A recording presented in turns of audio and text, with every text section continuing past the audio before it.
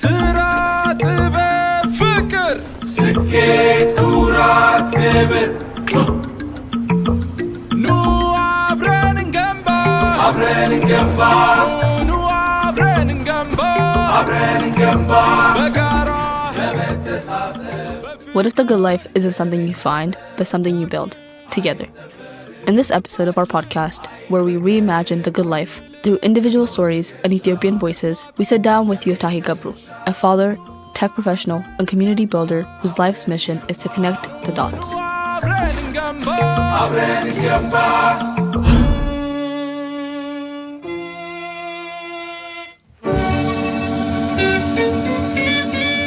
For Yoftahe, being Ethiopian isn't just about origin, it's about choice.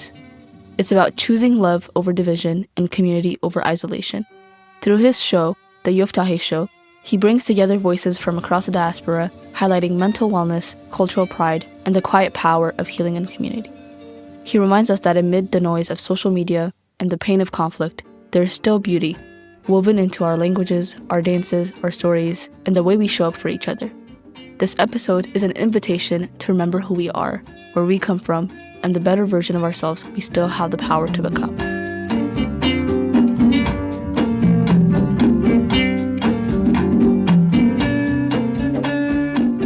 Finding all the good things out there, the good resource, the good people, and connecting each other and then providing it to the people and learning myself through that process and making sure that people are aware that we are not alone in this world. It's a mission for me at this point. So I want to flood the whole internet, the whole social media with the good part that I know how to be an Ethiopian, that I learned from the land that I come from. That by bringing that, we can definitely make better version, because every single day is a choice. I could call myself a Christian, but I learned how to love, how to really connect with people. I learned through being a father with a son who has autism.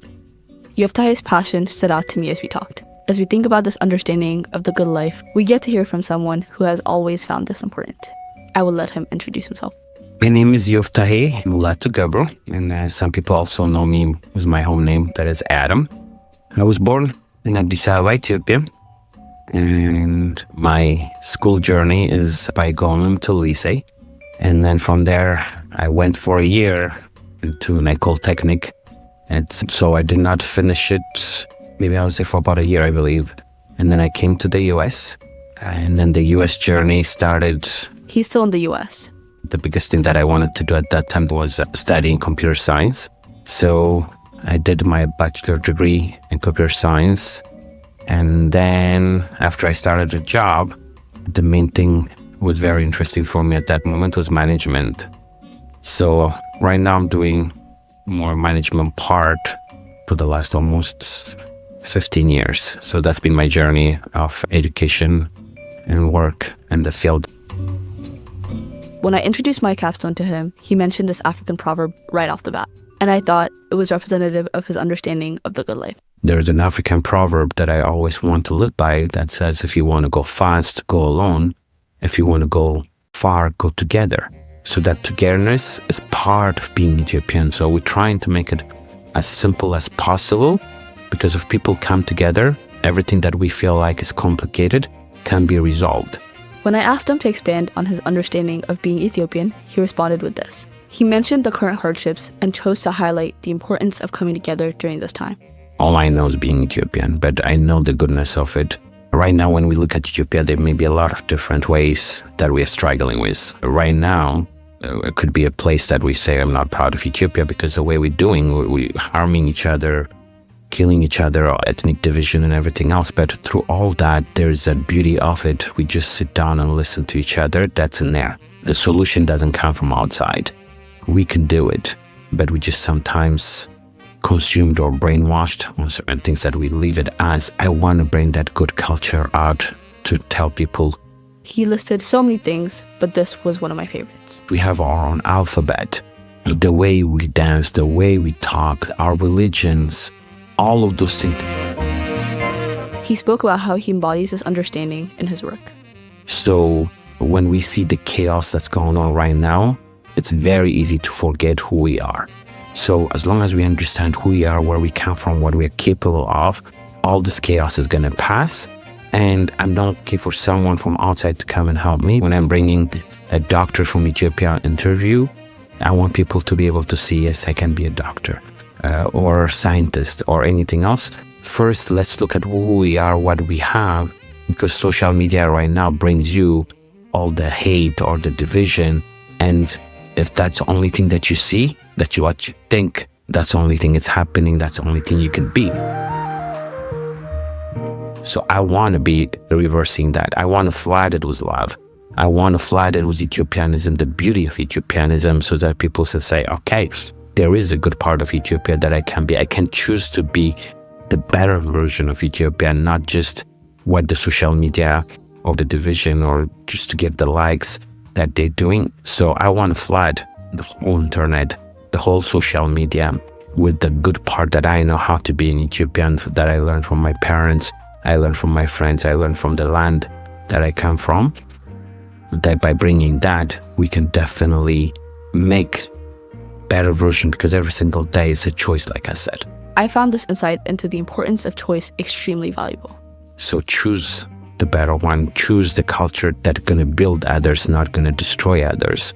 Yes, we are making a lot of mistakes right now, but the solutions also come in within us. So we do have it, and I do believe that we will be the one to solve our own issues and be that Ethiopia that I know exists in my heart, definitely, and in so many other people that I talk to and I collaborate with.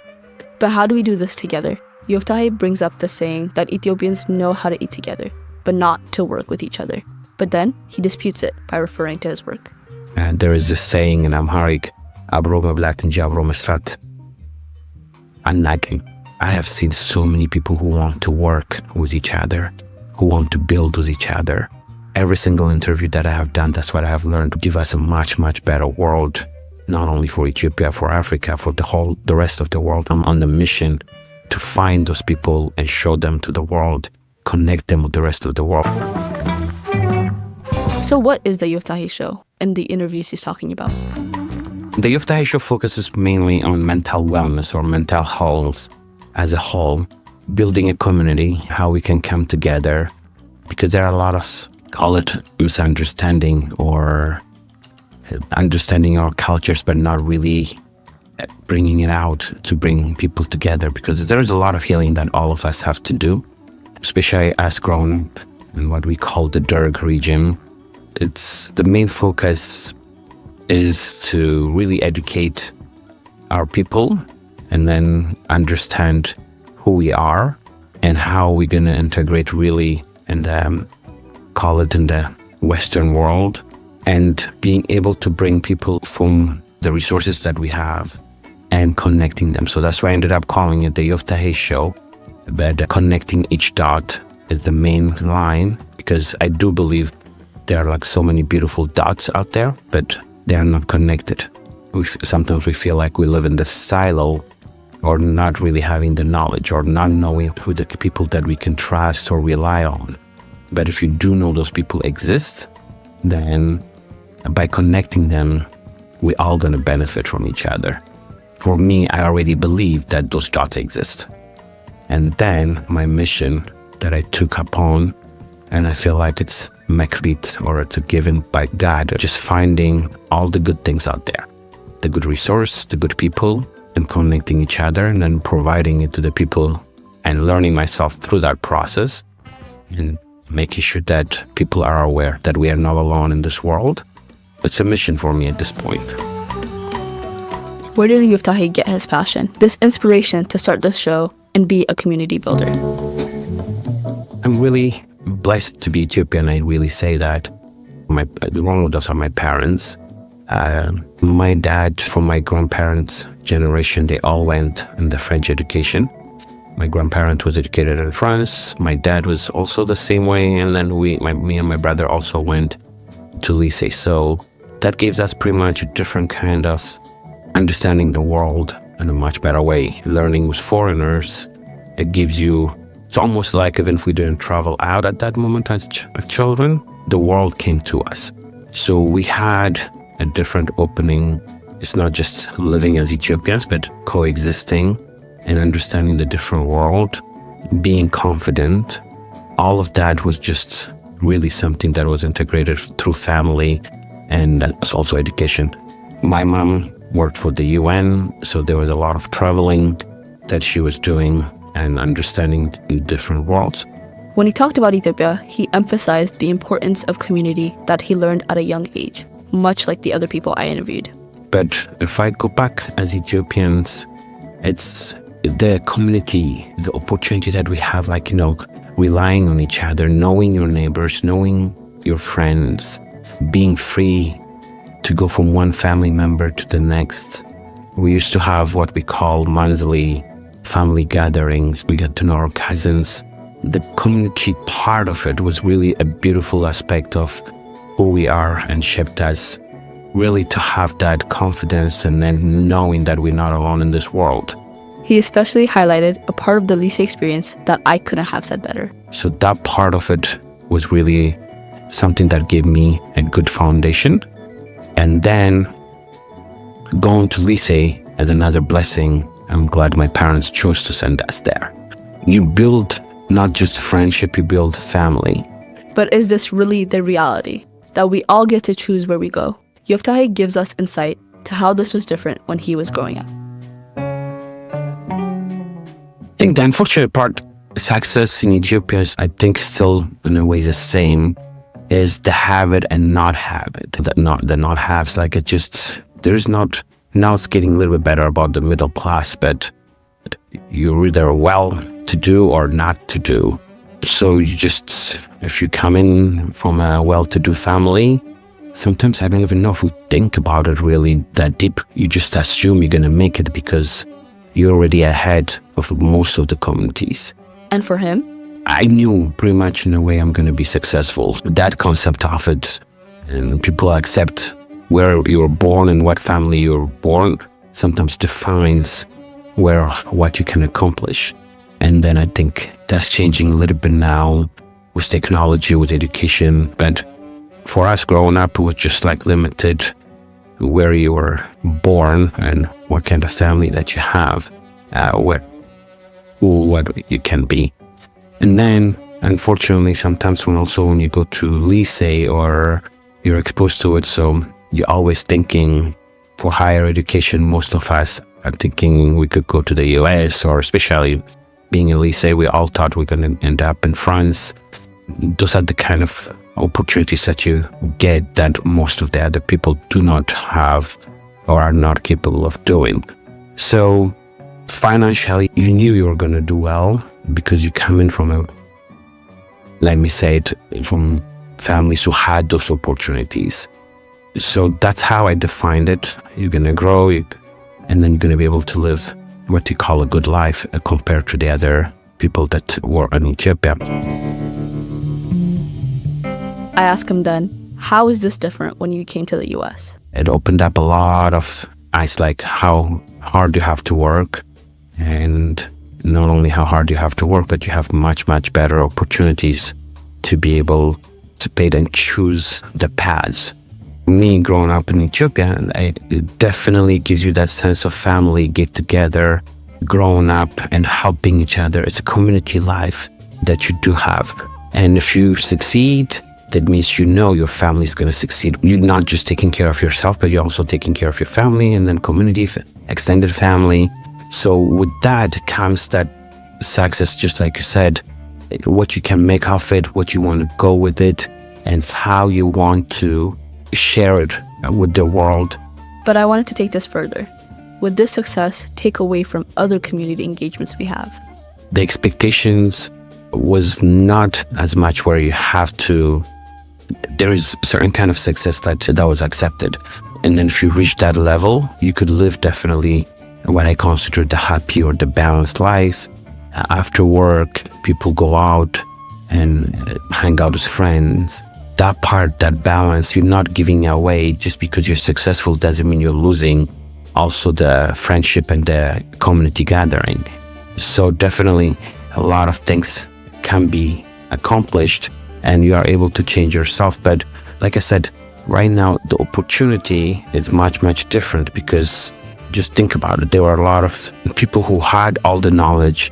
Would you then need to leave to have the success, or could you have it here? Really very smart people that could do so many different kind of jobs, but because of not having the Wi-Fi or not having the connection, they couldn't connect to the rest of the world. Now that's different. You don't have to travel outside the US to do so many other jobs, that so many opportunities that be offered. So with technology being more integral, it opens up those people to have different kind of opportunities while they're still at home. Unless you get out or you leave the country, there were certain opportunities that you couldn't do. Now it's very different. So according to Yoftahe, how do we do this practically? I think we all have 24 hours. You could have $1 billion. Nobody can buy even 1 minute outside the 24 hours. So just how you use those 24 hours that matters. What value do you bring in? And what priorities do you have? What do you want to accomplish in those 24 hours? And then you have to have that mission and live it. Every hour should count, because whatever hour that I spend, I'm not going to be able to get it back. And what does this look like to Yoftahe? For me, it's about connecting. For me, it's about making sure that we all come together. So this is a very important mission for me that I'm able to balance through that process. Yes, definitely there are certain things that's going to be affected, but all of us, when we say yes to one thing, we say no to another thing. So we just have to pick which no's we are willing to live with, and which yes are really going to take you further with the mission that you have. If you have a goal, and choose and make sure to put yourself in all of those things. Yeah. And what's really important and what you really value. The family is a big thing. Making sure that you spend enough time with your family is very important. I am at a stage like right now, like my kids are grown, and that gives me an opportunity. Before, if you talked to me 10 years ago or whatever type of thing, every single weekend, every single thing that I do is based on spending it with the kids. I want people to understand, like the Bible verse says, there's time for everything. What we can and cannot do right now is not the same what I can and can accomplish 2 years from now. But for the moment, we have to sit down and write what we want to do, and through that process, just pick. So that's what I do. So it's a phase. So I tell people, I tell my kids and everyone, what phase are you in? What stage are you in? What is the most important things in your life that you have to accomplish right now and do for it? And please don't make money the most important thing. We all need money. It's very good to be wealthy because you're able to give and you're able to have that good life. And when it comes to this tension between money and time, Yoftahe has some advice. You have to be able to have a balance it, but a lot of people right now say I need to work 2, 3 jobs, 4 jobs to try to meet the ends. Or it's not about having more money, it's about how to manage your money, how to manage your time. So self-management is the most important thing. If you cannot manage yourself, you cannot manage your money, you cannot manage your time, you cannot manage people, you cannot manage resource. But Yoftahe's story is a journey. He shared with me what started and what is driving his work in the world of mental wellness. It was really a big influence for me. Mental wellness and mental health has been a really hard concept for me. Growing up, after we graduated from high school, I had a very good dear friend, brother named Fasil, who ended up struggling with mental health and unfortunately passed away through those struggles. For me, that has stayed with me for a long time because he's a friend that I loved, a friend that I really know that he could have done so many things, but because the country did not understand what mental health, what mental wellness is, his family didn't understand what to do for him, and he suffered through it, going to a mental hospital and being in chain instead of being helped, the medication that he was taking. And when he passed away, none of us were near him to even, hold him, hug him, go through the process. So I always wanted to make sure to dedicate myself to understand people. And my dream was to go back to Ethiopia and really change, especially the mental health aspect of it. Like, I wanted to rebuild Emmanuel Hospital, never go through what Fasil went through. So that is a mission still that stays with me, with everything that I do.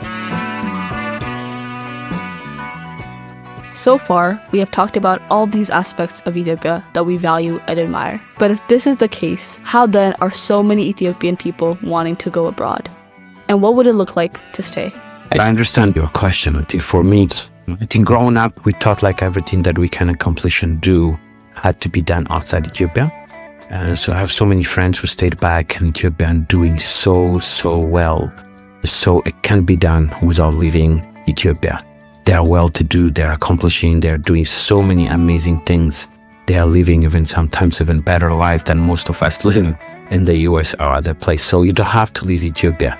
The opportunities are getting better but when growing up, we thought by just leaving the country, that's the only time you have the opportunity. But so right now, there are so many amazing things can be done in Ethiopia with the conflict and everything that's going on. I wish the war, the conflict, all of those things stops, because how much we can offer, how much we can do in Ethiopia. There are so many smart people back home who are doing so many amazing things. Still, this is complicated. But unfortunately, let's say just looking at the medical field, we have more doctors living in the US, Ethiopian doctors living in the US than there are in Ethiopia. And most of them went to school in Ethiopia. They were educated from Ethiopian, call it money or everything else that there is. They were free education that they have received, but they left Ethiopia for better education or better pay, or some of them being persecuted because of who they are. All of those things have pushed them out. So there have been a lot of brain drain. You want to go back and invest, but you don't know for sure what that stability is going to stay. So all of that stopping you from going back and being able to contribute back, to give back. But if this war, this tension that you are able freely to move in from one, call it area to another, we could do so many things. So there are a lot of people still with all of that, and I give them credit, and they amaze me on how they have been able to accomplish it by staying back and then going through all these things that we hear or the struggle that there is. Very successful, very knowledgeable, very accomplished people that still stay in Ethiopia and never left Ethiopia and have been able to do all of that. But at the same time, most people who have been educated or also have done so much have left because of different reasons. If we can bring peace, if we can bring the tension that exists right now, and then being able to have people respected, there is no killing, there is no healing, call it, there is no all of this corruption that exists right now. If we are able to avoid all of that, trust me, there will be so many of us who want to go back and rebuild and work, but we are limited because of the chaos that's existing right now. So why didn't he? After I came to the US and being a father, one of my kids has autism. So autism became also a different way to look at life. It's no longer about making so much money or being successful in a different way, but seeing what my son struggled or how he perceives the world, what he goes through and what he enjoys, it made me completely a different person. It's understanding what my son needs are and how he looks at the world. And I say it's like, autism, it's a very difficult things, a different way to understand, but at the same time, it's a very simplistic way to look at the world. I could call myself a Christian, but I learned how to love, how to really connect with people. I learned through being a father with a son who has autism. So that's how my life has shifted. And that's why this has become a mission, a meklit that I have to be able to accomplish. And I'm still going through that process that I'm learning so much from it. So what does this mean for the rest of us? You never have to wait. There's always something that you can do. For example, I've been involved right now. It's been going for 2 years from brighter generation education. I always wanted to teach. I always wanted to go back and teach in different ways. So through that opportunity, I've been teaching for the last 2 years, 15 to 20 kids in the Gambela zone. So it's a 10-week program that we do every single year. So yes, I could say that area is not stable. I don't feel safe going. I'm not able to travel. But Zoom has given me that opportunity to be able to connect and teach those kids from the comfort of my home here sitting in the US. I would have preferred 100% to be there on the ground, being there with them. But at the same time, I'm not going to wait until everything looks fine and dandy. And he adds, would I prefer to be in Ethiopia? Absolutely. But from where I am, I can do those things. From where I am right now, there are so many people who are here that I can help with the healing process, and then they can go back and be able to build it. I really want to go back and do this road to healing, and that's the goal next year, to do a big conference in Ethiopia. It's not just only what the news tells us, that everything is doomed.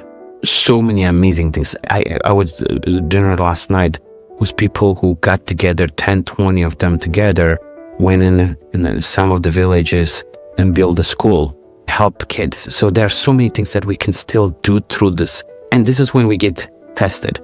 If everything is fine and dandy, it's peace. So there are so many things that we can do at this time.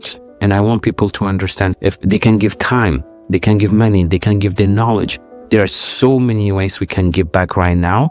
And if people focus only on the war, on the chaos, if you want to give back to Ethiopia, not only to Ethiopia, to any place in the world, you can find a way. If there is a way, there is a way. I'm finding those ways. I'm not going to wait until everything is stable to be able to do what I can and cannot do. I'm going to do it no matter what. I was in the U.S. Army here. I served also at the U.S. Army here for 6 years. That taught me resilience. That taught me you don't just give up. You prepare and hope for the peace, but you prepare for war. So, and then being at war doesn't mean you have to be a soldier or you're holding guns.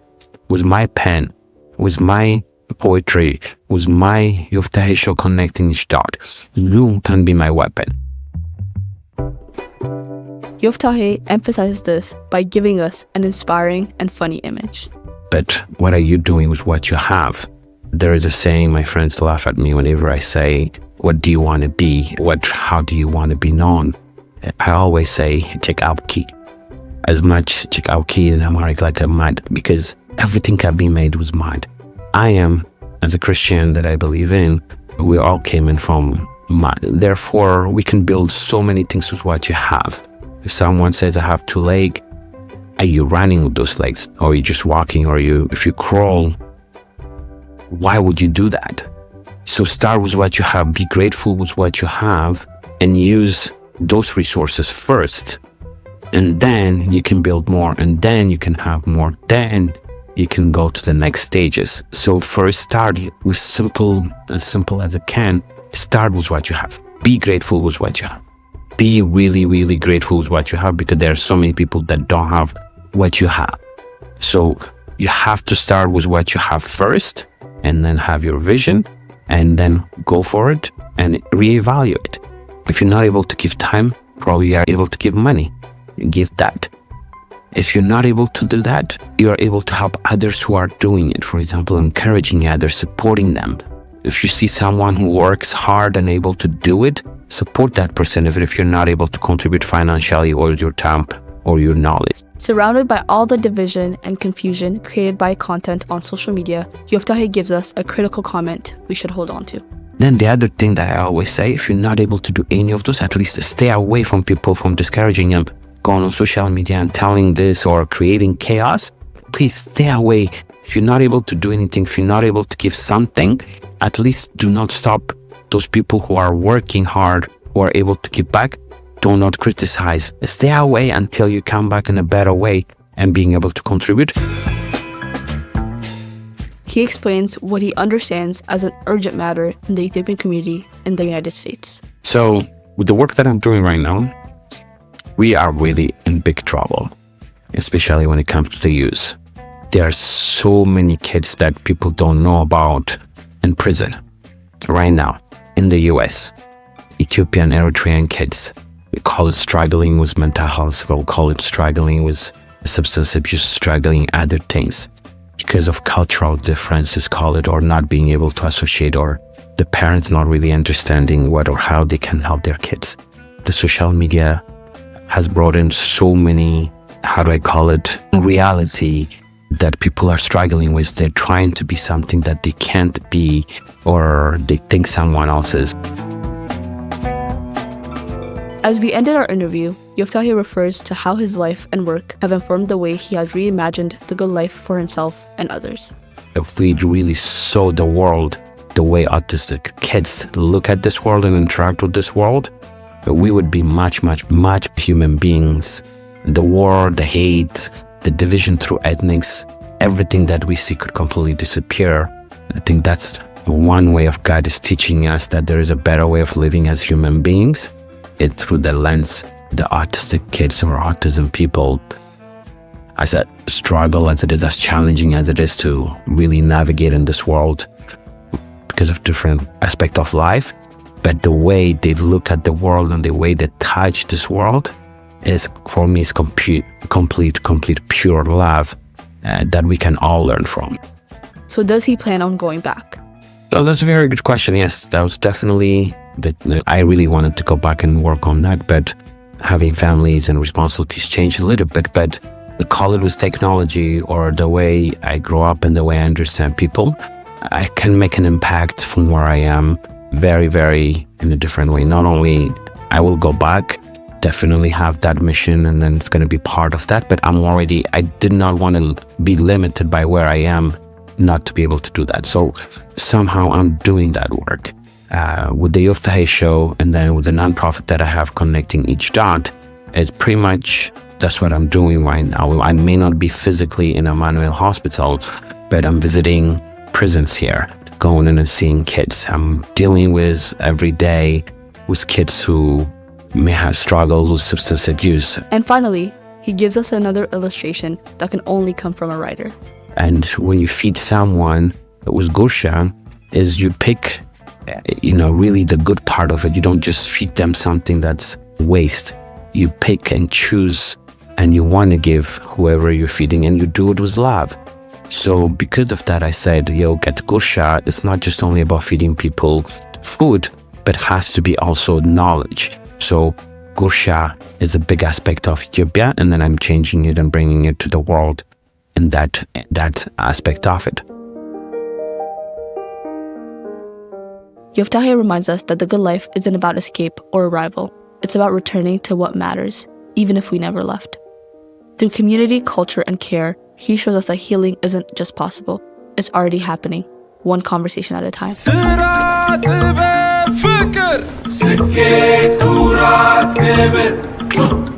And maybe that's the invitation. To remember that being Ethiopian isn't just about birthplace, but about how we show up for ourselves and for each other. So whether you're in Addis, the diaspora, or somewhere in between, this is your reminder. We still have the power to build something better together.